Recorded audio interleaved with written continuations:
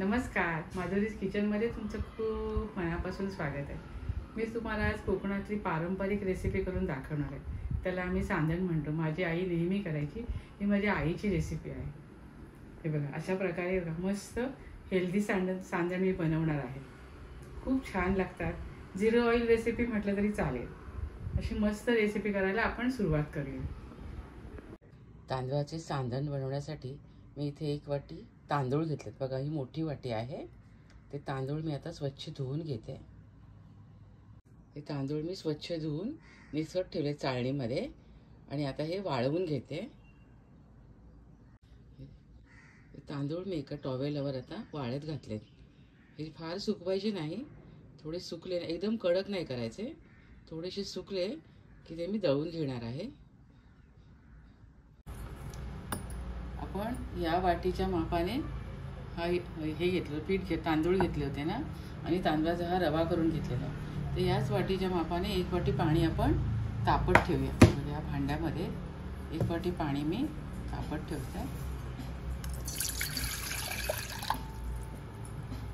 आपल्याला हे पीठ फर्मेंट करायचं आहे। असं आपण इडलीला कसं पीठ करतो तसं आपल्याला करायचं आहे। तर मला मी आता हे पाणी घेतलं, हे पाणी मी उकळत ठेवते। 1 वाटी पाणी मी तापत ठेवलं होतं, त्यामध्ये आपण 2 वाटी हा तांदळाचा रवा घालायचा आहे। 2 चमचे घालायचे आणि छान शिजू द्यायचं।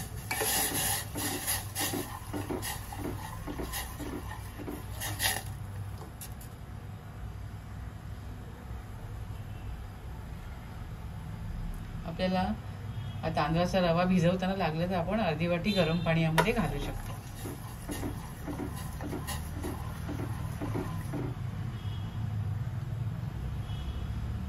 एक 2-3 मिनिटं लागतील। इथे जवळजवळ 3 ते 4 मिनिटं झाली। बघा, छान शिजलं ना, त्याची अशी पेस्ट तयार झाली। बघा, आपण तांदळाची कणी करतो ना, तशी याची पेस्ट तयार झाली।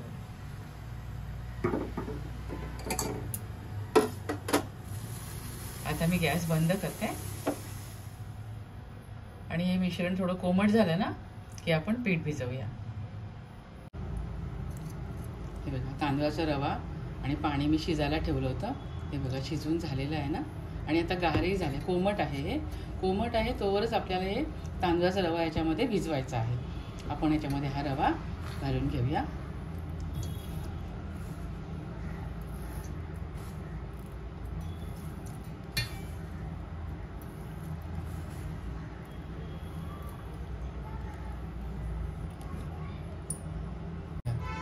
यामध्ये मी हा तांदळाचा रवा घातलेला आहे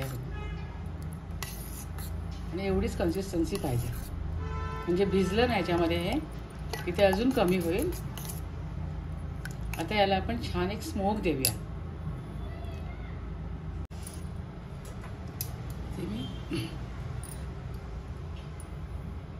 इथे मी कोळसे गरम केले आहेत, हे बघा, त्यावर आपण तूप घालूया आणि छान तुपाचा स्मोक देऊया। आणि पीठ आपल्याला असंच रात्रभर मुरवत ठेवायचं आहे। आता हे पीठ मी रात्रभरासाठी तसंच ठेवून देते। उद्या सकाळी पीठ चांगलं भरून आलं, वर आलं चांगलं पीठ फर्मेंट झालं की आपण सांदण करायला घेऊया। तर मला मी सांदण करताना तेव्हा दाखवते। इथे मी तांदळाचं पीठ बघा, हे तांदळाच्या पिठाला मी स्मोक देऊन ठेवलं होतं। स्मोक देऊन 7 ते 8 तास भिजत ठेवलं होतं। असं आपल्याला घट्ट पीठ झालं पाहिजे। तर यामध्ये ह्या एक वाटी नारळ आहे, तो मी बारीक करून घेतलेला आहे, मिक्सरला वाटून घेतले बारीक, आणि इथे तेवढाच गूळ घेतलाय, गूळ घातला,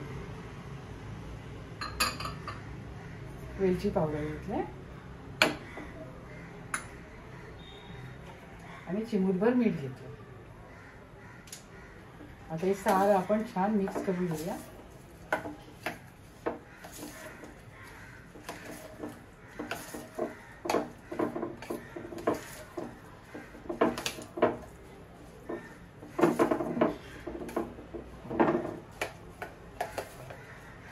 हे चांगलं मिक्स करून एक 5 मिनिटं आपण याला झाकून ठेवूया.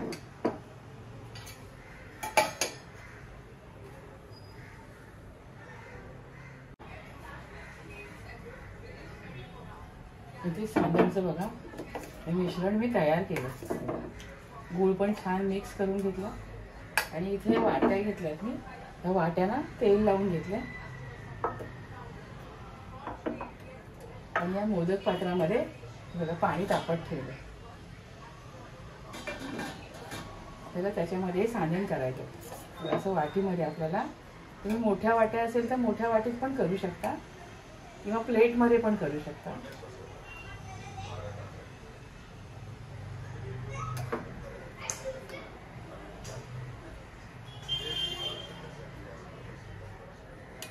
हा आमचा कोकणातला पारंपरिक पदार्थ आहे. हे आता सध्या कोणी जास्त करत नाही.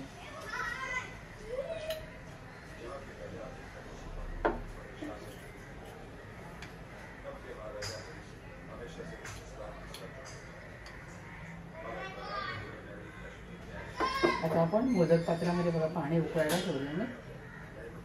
त्यामध्ये आपण हा वाटा ठेवून घेऊ.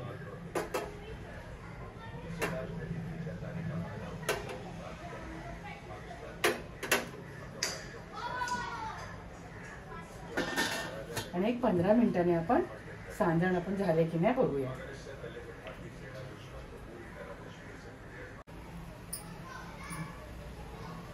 ते 15 मिनिटं झाली आहे.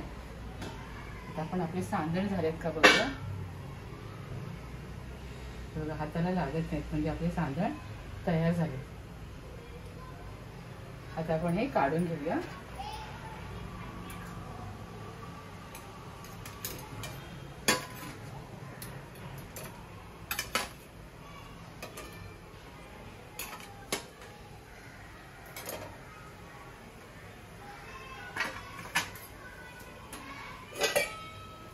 आणि एका पसर डिश मध्ये पण आपण थोडे करून घेऊया.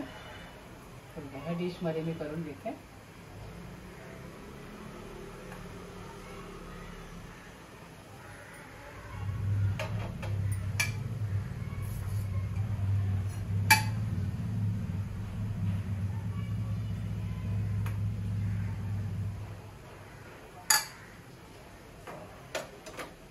आणि पुन्हा 15 मिनिटासाठी आपण याच्यावर झाकण ठेवूया.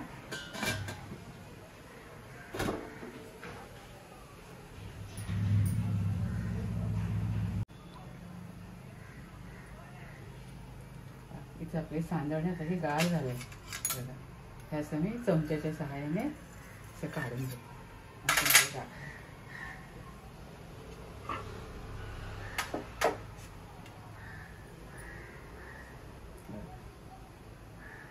मस्त दिसत आहेत आणि खायला पण चवीला पण खूप भारी लागतात. हे सांडण माझी आई करायची. त्याला तेल लागत नाही. एकदम हेल्दी रेसिपी आहे.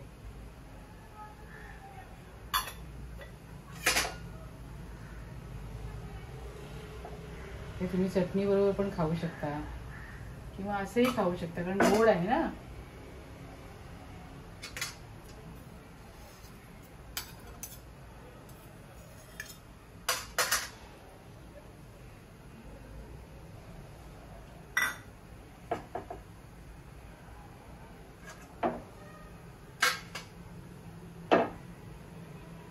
असे मस्त यम्मी असं सांडण आपलं तयार झालेलं आहे. मस्त दिसतं पण आणि चवीला पण खूप छान लागतं. अगदी सोपी रेसिपी आहे. 0 ऑइल रेसिपी म्हटलं तरी चालेल. इतकं छान आहे हे. तुम्ही सुद्धा अशा प्रकारे सांडण करून खात राहा, आनंदी राहा, स्वतःची काळजी घ्या आणि माझे व्हिडिओ पाहत राहा. शेअर करा, लाईक करा, आठवणीने सबस्क्राईब करा. धन्यवाद.